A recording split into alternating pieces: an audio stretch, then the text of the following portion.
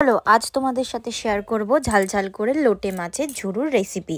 তো ভিডিওটা কিন্তু স্কিপ না করে তোমরা পুরোটা দেখো। তো দেখো, প্রথমেই একটা পাত্রে কিছুটা পরিমাণ সর্ষের তেল এখানে আমি নিয়ে নিয়েছি। তেলটা যে একটু গরম হবে তারপর একে একে দিয়ে দেবো কালো জিরে ফোড়ন। এরপর কুচিয়ে রাখা পেঁয়াজ এর মধ্যে কিছুটা পরিমাণ দেব।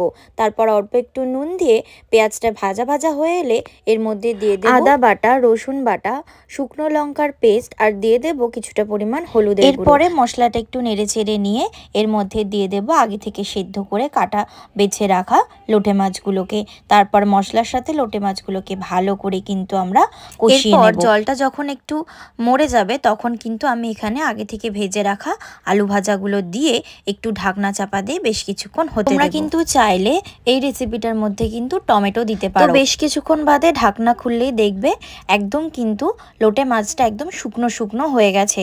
তো আমরা এর পর্যায়ে কিন্তু লোটে মাছটাকে নামিয়ে ফেলবো। এটা কিন্তু তোমরা গরম ভাতের সাথে কিন্তু অবশ্যই খাবে, দেখবে খুব ভালো লাগবে।